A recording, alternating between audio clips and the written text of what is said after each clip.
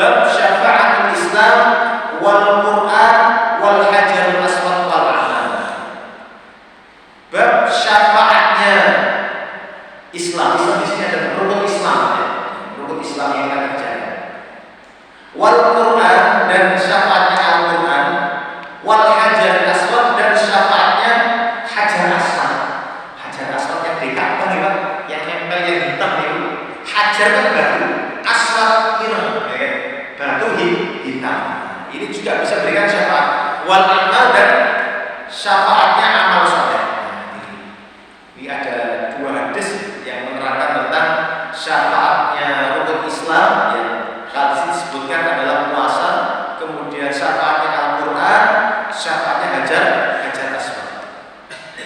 Imam Ahmad meriwayatkan dengan sanad yang hasan, Imam Hakim dengan sanad yang sahih, Imam At-Tabrani, Imam Ibnu Abi Dunya di dalam kitab beliau Al-Ju' dari sahabat Ibnu Amr, Nabi Muhammad bersabda, "As-siyamu wal Qur'an yashfa'ani fil 'abdi yaumil qiyamah."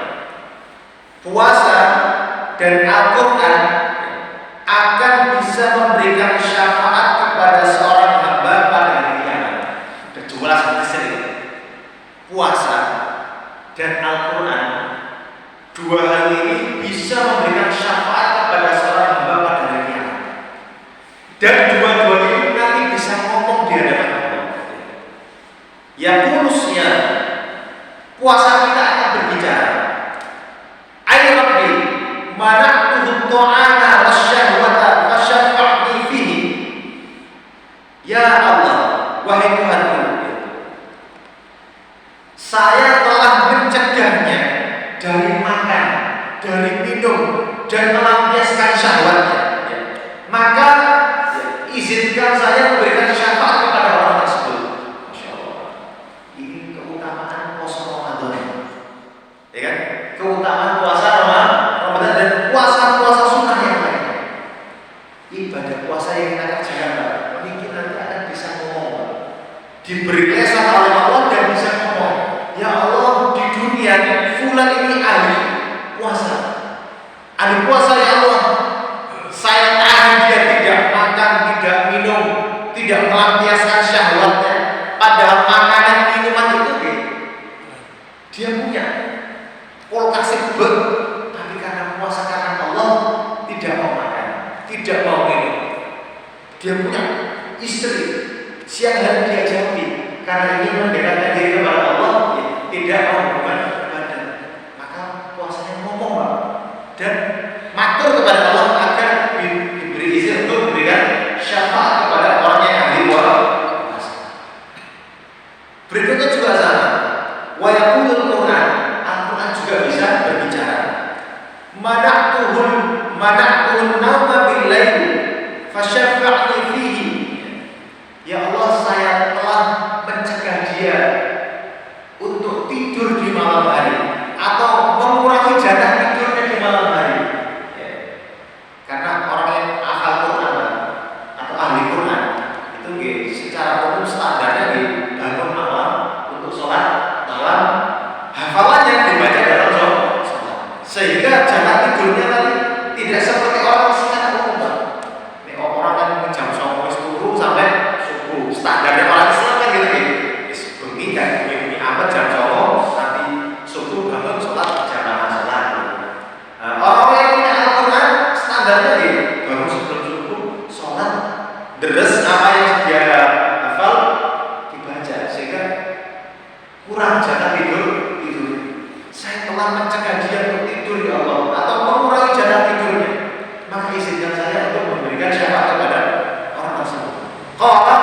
Maka Rasul jawab, fayashfa'ani, maka puasa dan Quran ini bisa memberikan syafaat kepada orang yang melakukan ibadah dua tadi. Jadi kalau dua ibadah tadi sangat luar biasa, bisa menolong pelakunya di hari ini. Hadis kedua, wa akhraj Tabrani, Imam Tabrani mengeluarkan hadis ini fil Awsat dalam kitab beliau Mujamul Awsat. An Aisyah radhiyallahu anha, dari sahabat Aisyah semoga Allah meridhoinya, beliau berkata, qala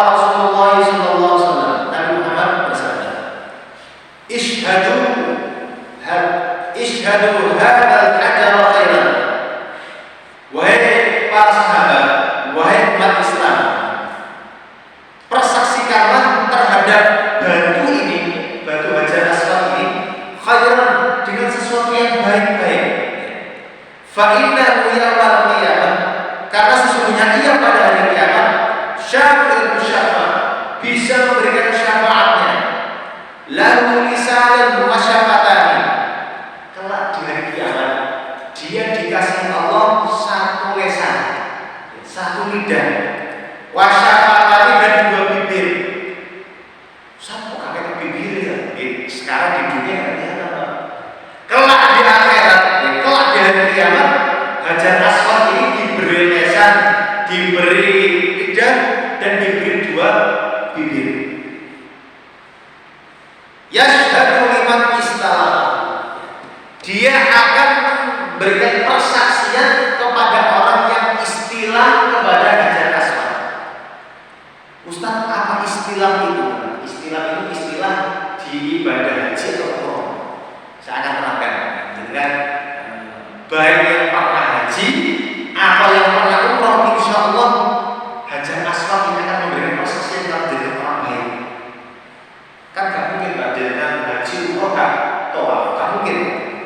Pasti ketika saya panjenengan haji atau umroh ada ritual ibadah tawafnya. Nah, ketika Bapak ini saya contohkan kan besok dianggap memiliki kotak ya, umpamanya ini Hajar Aswad, memiliki Ka'bah, ya kan? Hajar Aswadnya di sini. Tawaf itu Pak, ya tawaf. Mulai tawaf dan mengakhiri tawaf harus mulai dari Hajar Aswad, sejajar dengan Hajar Aswad. Terus ini kalau Ka'bahnya, ini Hajar Aswadnya, ini ada garisnya sejajar dengan Hajar Aswad. Kalau jenengan dekat dengan Hajar Aswad, kalau buatan jauh, maka cara mulainya adalah dengan cara memberikan isyarat. Bismillah, Allahu Akbar. Nah, ini cara istilah. Istilah itu ada 4 cara. Ada 4 cara. Cara pertama, tangan kita letakkan di Hajar Aswad, ya kan? Kemudian kita cium Hajar Aswadnya. Ini yang buatan rame Pak. Ini kalau 1000 tahun yang lalu mungkin, ya kan? Cara seperti itu. Atau mungkin bisa khusus ojo, ya kan? Pak Prabowo, umpamanya ingin tawaf, ya kan? Bisa Pak. Sampai bodyguardnya gampang, ya kan? Nah, kita ya mental Pak. Perwali ya kan? Nah, ini bisa dilakukan para khusus Pak. Jadi cara pertama adalah tangan kita letakkan di Hajar Aswad, kita cium langsung Hajar Aswadnya. Ini cara istilah yang pertama. Cara kedua, kita letakkan tangan kita di Hajar Aswad. Karena desak-desakan gak mungkin nyium ya. Niatnya nyium Hajar Aswad, tapi kelirunya abian, perempuan yang kecil. Karena ini campur kata Nabi, ya kan? Campur Pak. Niatnya Hajar Aswad dicium. Orang bule-bule, ya kan? Dari Eropa yang juga mau. Alhamdulillah, ya kan? Maka cara kedua adalah tangan kita letakkan di Hajar Aswad, kemudian bekas ya tangan yang menempel di Hajar Aswad itu kita cium. Ini cara kedua. Nah, cara ketiga, apalagi nggak bisa dengan tangan, dengan mediasi yang lain. Kalau di zaman Rasulullah pakai tongkat, lalu Rasulullah itu ketika tawaf pakai unta, ya pakai unta. Saya nggak mau unta itu Masjidil Haram. Dulu kan gak di apa? Tidak di ada apa? Marmernya dan yang lainnya. Di zaman Rasulullah tawafnya pakai unta. Beliau punya tongkat. Tongkat beliau sentuhkan di Hajar Aswad. Seperti ini. Ya kan? Kemudian bekas yang nempel di Hajar Aswad itu dicium. Ini cara ketiga. Ya kan? Pakai mediasi sesuatu, ya kan? Kemudian sesuatu tersebut yang nempel di Hajar Aswad dicium. Ini yang ketiga. Yang terakhir, yang ini biasanya kita lakukan ya, para jamaah ya, yang haji umroh karena saking dekatnya luar biasa, gak usah mendekat Pak. Karena justru ketika jenengan paksakan mengganggu orang lain itu tambah dosa. Niatnya itu ibadah, ya kan?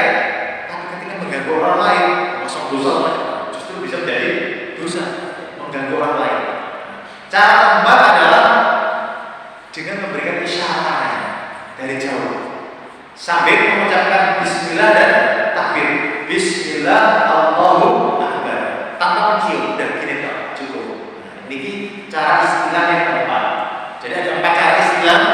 Yang pertama nyentuh langsung, ya kan? Dan nyium langsung ke Hajar Aswad. Yang kedua nyentuh langsung, karena gak bisa nyium langsung maka pakai tangan yang kita nempelkan tadi kita cium. Yang ketiga pakai mediasi tadi, contoh tongkat dan yang lainnya. Tongkatnya kita nempelkan di Hajar Aswad, kemudian bekas tadi kita cium dari mata. Yang keempat pakai lambaian tangan sambil mengucapkan Bismillahirrahmanirrahim.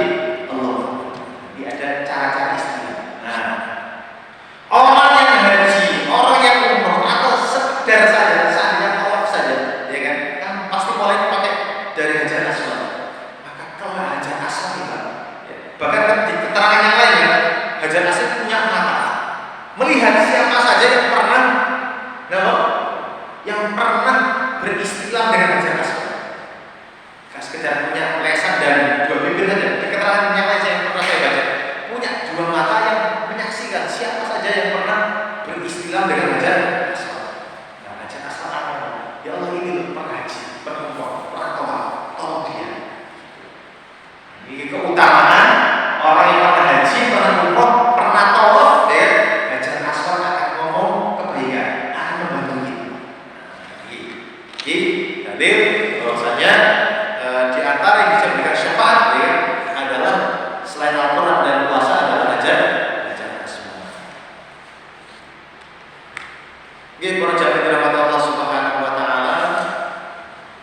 Ini bab baru. Sebelum bab baru mungkin ada tambahan-tambahan dari Bapak Ibu yang mau ditanyakan, monggo.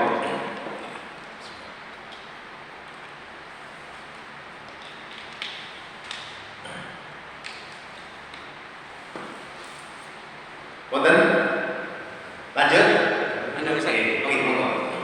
Saya mencium waktu haji pertama 2006, tapi pakai bantuan Mukimin di sana, bayar 200 real itu. Saya ditawari, saya udah putaran ke-6 terlempar, putaran ke-7 ditawari.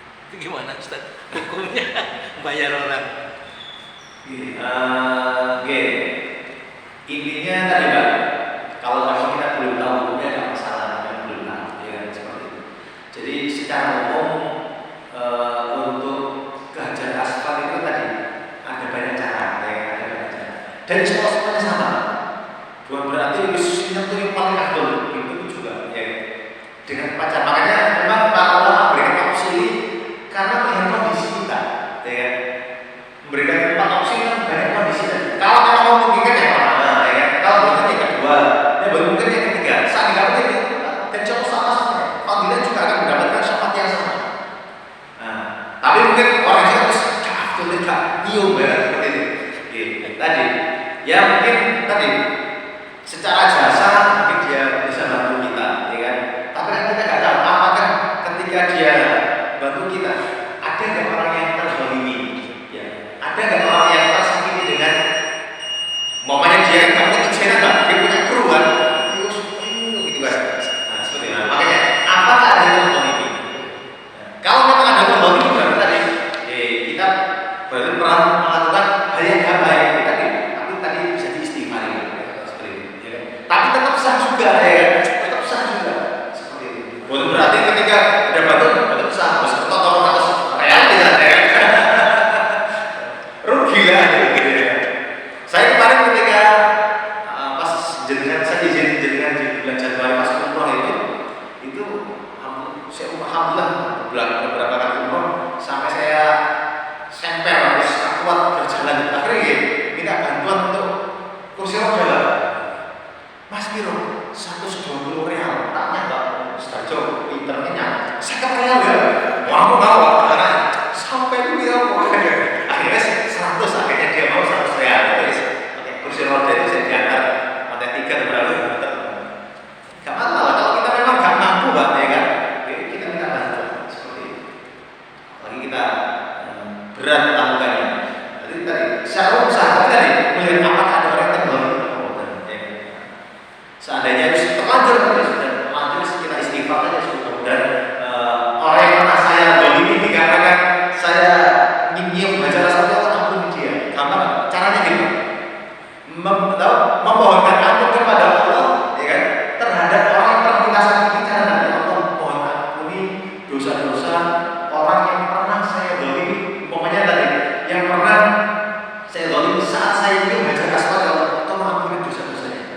juga insya Allah nanti impas, ya kan? Caranya seperti ini. Kan gak mungkin dengan sopo tadi apalagi haji kenal, ya kan? Jangan gitu. Pas momennya ada acara seminar saja kita kan kenal siapa ya, apalagi haji dari orang luar negeri dan yang lainnya justru gak kenal. Nah, cara minta ampunnya tadi, ya Allah mohon ampuni dosa-dosa orang yang pernah saya sakiti. Mungkin pas saya melakukan mencium gajah atas, ampuni ya Allah. Caranya segitu. Insya Allah nanti juga mudah-mudahan impas, ya. Sebagaimana ada kan hadis, meskipun kata para ulama hadis dhaif atau apa, ketika ada orang yang berhibah, melakukan hibah itu apa? Merumpi, ngerasani. Di antara caranya adalah yang ini disebutkan oleh para ulama di Riyadhus Shalihin, pernah saya baca di syarahnya itu, nek iso langsung minta maaf ke orangnya. Mas Cak, mabengi saya menghibai sampean. Tapi syaratnya Pak, nek ngomong langsung seperti itu, jika tidak takut terjadi sesuatu yang madhorot. Contoh, ketika sampean tambah terus terang, Cak, mabengi sampean tak hibai pola ini. Kok jenengan ditempelek? Nah, ini kan ada sesuatu yang ditakutkan, madhorot yang ditakutkan, maka gak usah diucapkan. Maka bisa minta ampun kepada Allah, kepada orang yang tidak hibai. Ya Allah, ampuni dosa si fulan karena tadi malam saya hibai. Itu bisa seperti itu. Nah, jadi gak takut mohon karena sudah bestinya lagi, Cak, tadi malam saya tak hibai ini ya tak sepuluh. Jadi kan karena tahu karakter si fulan tadi. Tapi jadi kalau gak tahu karakter si fulan, nah aku tidak ngomong tambah aku ditempel kalau dipisui, ya kan? Terus caranya tadi, ya Allah ampunilah ya dosa si fulan karena tadi malam saya menghibai dia, ya Allah. Itu cara kafarat atau tebusan ya, bagi orang yang menghibai. Dan juga tadi seandainya jenengan tadi merasa biar orang tersakiti dari caranya tadi, ya Allah ampunilah ya dosa-dosa orang yang pernah saya sakiti ya ketika saya nyium aja asal. Itu caranya. Nah, insya Allah nanti pas nanti seperti ini. Oke,